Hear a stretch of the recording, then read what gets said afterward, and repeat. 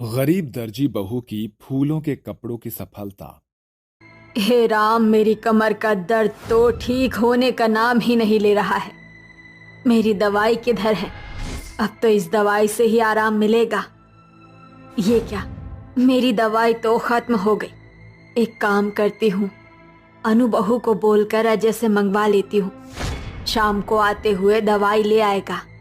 अनु बहू, अरे ओ अनु बहू, जरा इधर तो आना। क्या हुआ माँ जी?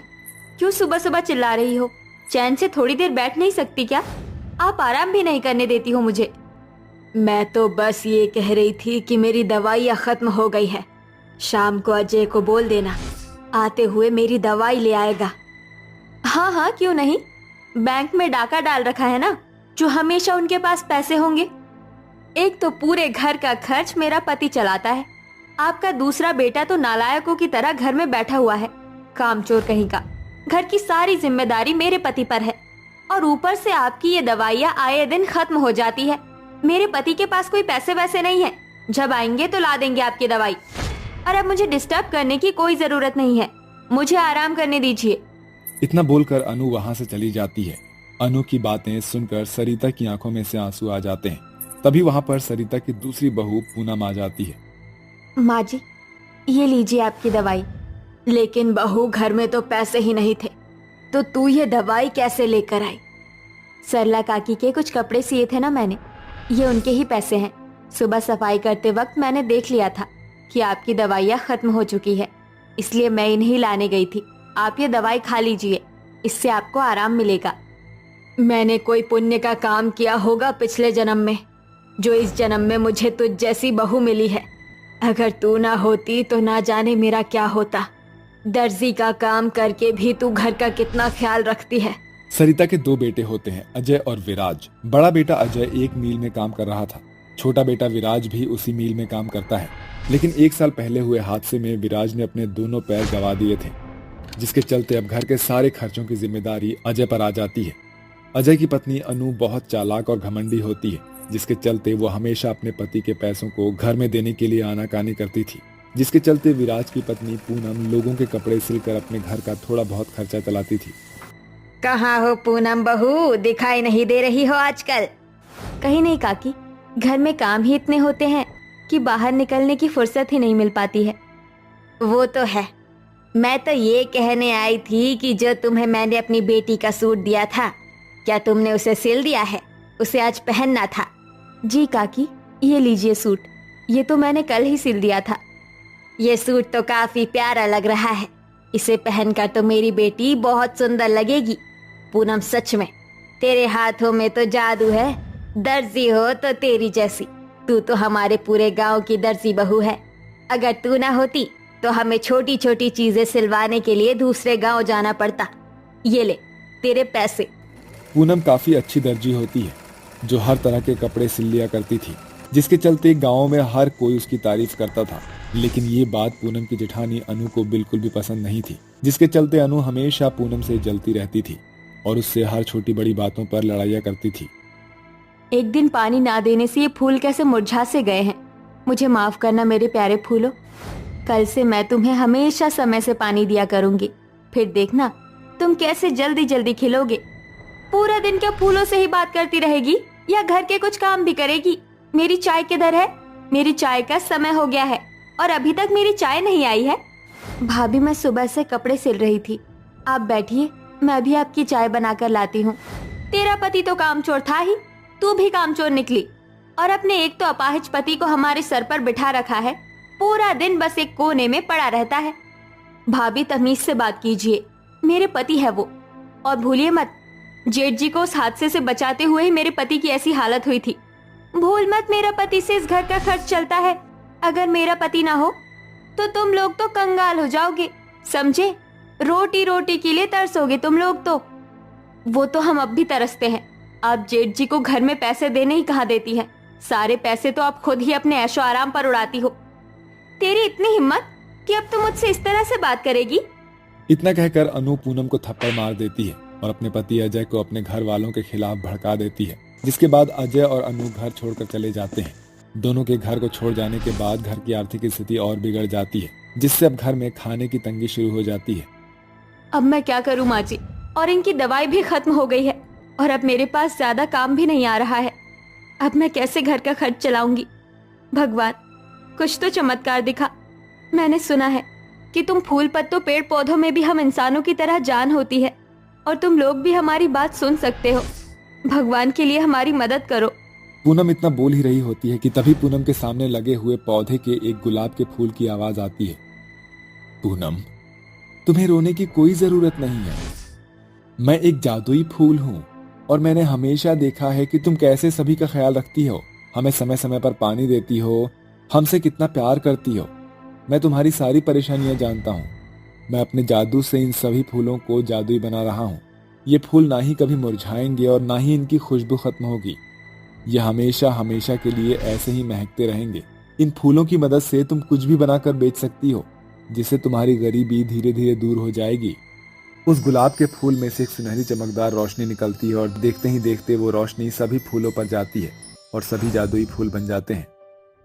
इन फूलों से मैं ऐसा क्या बनाकर बेचूं जिससे हमारी सारी परेशानी दूर हो जाए और मैं अपने पति और माँ जी को एक अच्छी जिंदगी दे सकूं। पूनम इतना सोच ही रही होती है कि तभी उसकी नजर अपने घर में रखी सिलाई मशीन पर पड़ती है, जिसे देखकर पूनम को एक आइडिया आता है। क्यों ना मैं इन फूलों से कपड़े बनाऊं। क्या पता लोगों को फूलों के कपड़े पसंद आए। इससे मेरा काम अच्छा चल जाएगा। पूनम उन जादुई फूलों की मदद से जादुई फूलों के कई कई तरह के कपड़े बनाती है और उन्हें अपने घर के बाहर बेचना शुरू कर देती है। ये तो फूलों के कपड़े हैं, लेकिन फूल तो खराब हो जाते हैं, तो तुम फूलों के कपड़े क्यों बेच रही हो? ऐसा नहीं है, ये फूल ना ही तो कभी मुरझाएंगे और ना ही इनकी कभी खुशबू खत्म होगी। ये जैसे हैं वैसे ही रहेंगे। ये फूल कभी भी खराब नहीं होंगे। जी काकी, कभी नहीं। ऐसा है तो तुम मुझे ये फूलों से बना हुआ सूट दे दो और ये लो इसके पैसे।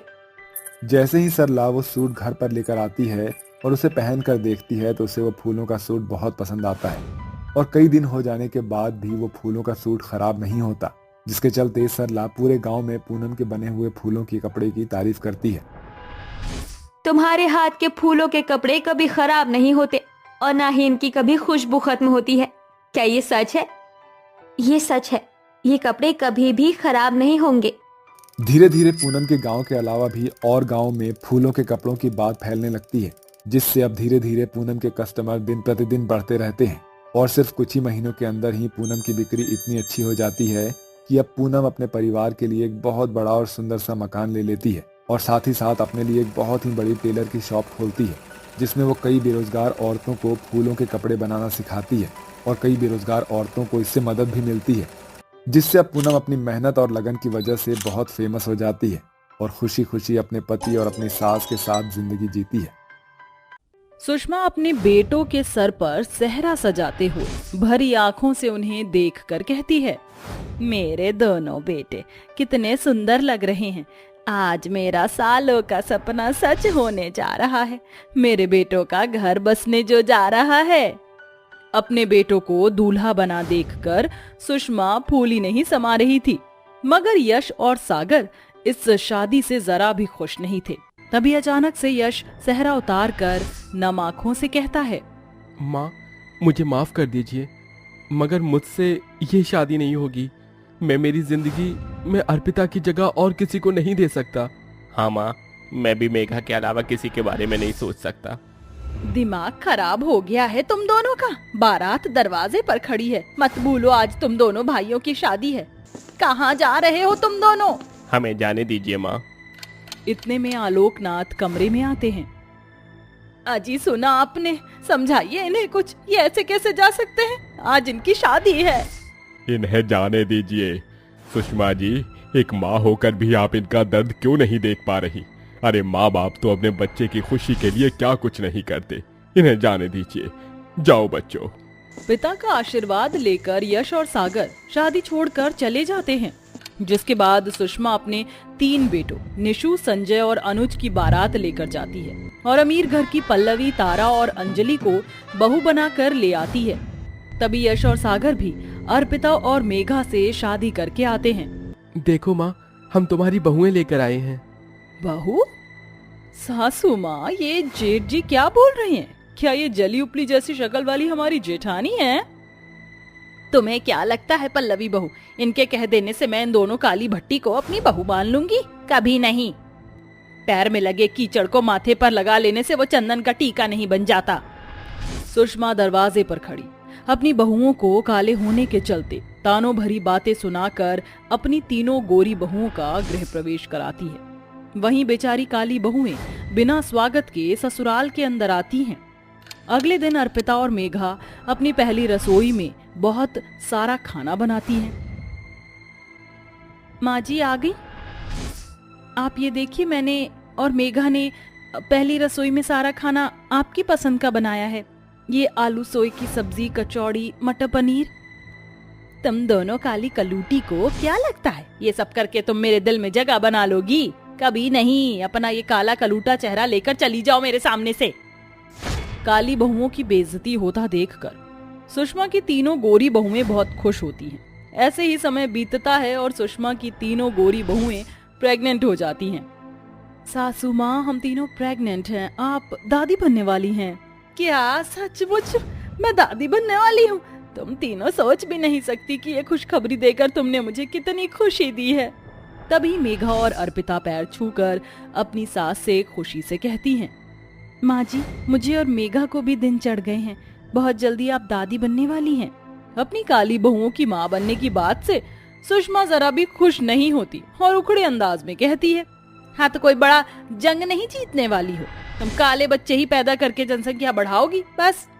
मगर मेरी तीनों बहुओं का ये पहला बच्चा है और अब तुमको इनके खाने पीने का पूरा ख्याल रखना है। ये बोलकर सुषमा और उसकी तीनों गोरी बहुएं मुंह ऐंठ कर अपने कमरे में चली जाती है।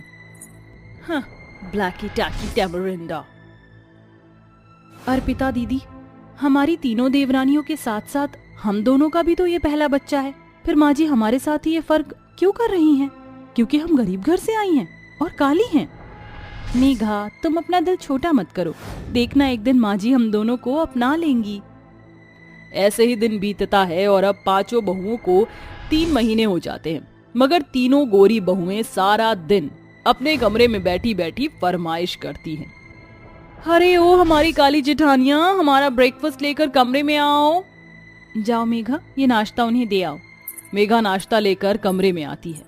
आओ आओ नंबर 2 टैमरिंडा। मेघा नाश्ता रख कर जाने लगती है।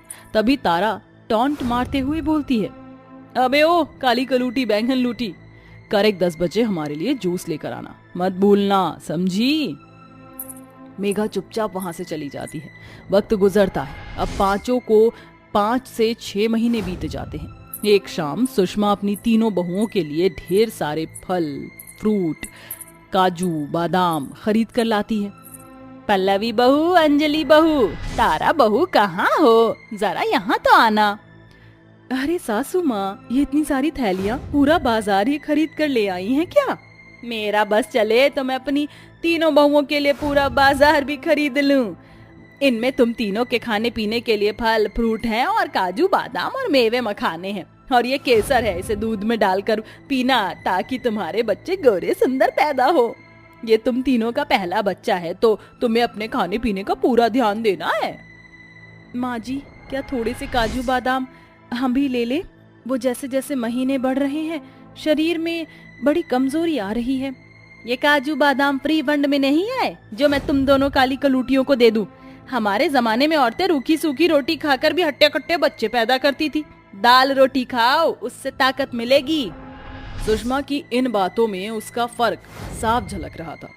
हालांकि उसकी 3 गोरी बहुओं की तरह अर्पिता और मेघा का भी ये पहला बच्चा था, मगर उन्हें रूखे सूखे के सिवा खाने पीने का कोई इंतजाम नहीं मिलता।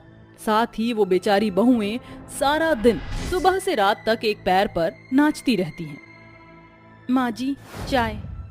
तुम दोनों को कितनी बार कहा है ना दूध में तेज पत्ती डाला करो।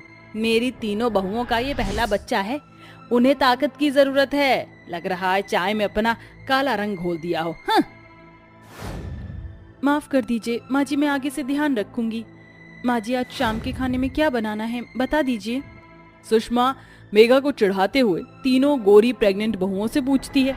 बताओ मेरी प्यारी गोरी बहुओं, तुम्हें क्या खाने का मन है? सासू माँ, मुझे कोफ्ते और रोटी खाना है और मुझे कड़ी चावल खाना है। मम्मी जी, मुझे तो अंडा कड़ी और पुलाव खाने हैं। अंडे का नाम सुनते ही मेघा का जी मिचलाने लगता है। माँ जी, ऐसी हालत में मुझसे और अर्पिता दीदी से अंडा कड़ी नहीं बनेगा, उससे दुर्गंध आती है। सुना आपने सासू माँ, ये मेरा पहला बच्चा है और मुझे मेरे मनपसंद का खाना भी नहीं मिल सकता। ये कहते कहते तारा झूठ मूठ के रोने लगती है, जिस पर सुषमा भड़क कर कहती है, कान खोल कर सुन मेरी काली बहू, मेरी तारा बहू को अंडा कड़ी खाने का मन है तो तू बनाएगी, समझी? सुषमा जबरदस्ती दोनों पर अपनी जिद थोप देती है। अंडा कड़ी बनाते हुए अर्पिता मेघा को बहुत उल्टियां होती हैं और दोनों की तबीयत बिगड़ जाती है, मगर सुषमा को उसे रत्ती भर भी फर्क नहीं पड़ता। समय बीतता है। अब सुषमा की सभी बहुओं को 7 से 8 महीने हो जाते हैं। तभी एक दिन सुषमा के शरीर पर बहुत सारे दाने निकल आते हैं।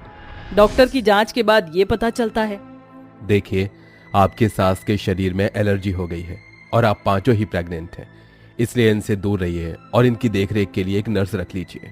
ठीक है डॉक्टर साहब, शुक्रिया। नहीं बाबूजी, 5 बहुओं के रहते नर्स के सहारे हम सासू माँ को नहीं छोड़ेंगे। अरे चेहरे के साथ साथ तुम दोनों के दिमाग पर भी कालिक जम गई है क्या? सुना नहीं, डॉक्टर ने माँ जी से दूर रहने को कहा है। हम तीनों का ये पहला बच्चा है जिसके लिए हम पिछले 9 महीने से इंतजार कर रही हैं। हम अपने बच्चे को खतरे में नहीं डालना चाहते हैं। ये कहकर सुषमा की तीनों बहुएं वहां से चली जाती हैं, मगर अर्पिता और मेघा अपनी सास की सेवा बाड़ी करती हैं। अर्पिता बहू, मेघा बहू, दूर रहो मुझसे, वरना तुम्हारे बच्चों को कुछ हो ना जाए। हमारे बच्चों को कुछ नहीं होगा माँ जी, उनकी सुरक्षा भगवान के हाथों में है। हमसे हमारी सास की सेवा का मौका मत छीनिए माँ जी। अर्पिता और मेघा दिन रात अपनी सास की सेवा बाड़ी में लगी रहती। वहीं सुषमा की तीनों बहुएं कई दिनों तक अपने कमरे से बाहर भी नहीं निकलती। कुछ दिनों बाद सुषमा ठीक हो जाती है, तभी उसकी तीनों बहुएं परेशान होने का ढोंग करती हैं। मगर अब सुषमा की आंखें खुल चुकी थी। भगवान का शुक्र है सासू माँ, जो आप ठीक हो गई। हाँ सासू माँ, हम तीनों तो बस आपके ठीक होने की ही प्रार्थना कर रही थी। बंद करो तुम तीनों ये नाटक। अर्पिता बहू, मेघा बहू, तुम दोनों मुझे माफ कर दो। मैं हमेशा रंग रूप के चलते तुम्हारे साथ फर्क करती रही, मगर तुमने अपनी और अपने बच्चे की जिंदगी जोखिम में डालकर भी मेरी सेवा की। कहो तुम्हें मुझसे क्या चाहिए? अर्पिता और मेघा भर आई आंखों से सुषमा से कहती हैं, माँ जी, बस जब हमारा बच्चा इस दुनिया में आए तो आप अपना प्यार भरा हाथ उनके सर पर रखकर उन्हें अपने आशीर्वाद देना, हमें और कुछ नहीं चाहिए। अर्पिता की ये बात उसकी गोरी देवरानियों की आंखों को नम कर देती है और अब सुषमा बिना किसी फर्क के बड़े ही धूमधाम से अपनी 5 बहुओं के आने वाले पहले बच्चे की गोद भराई करती है।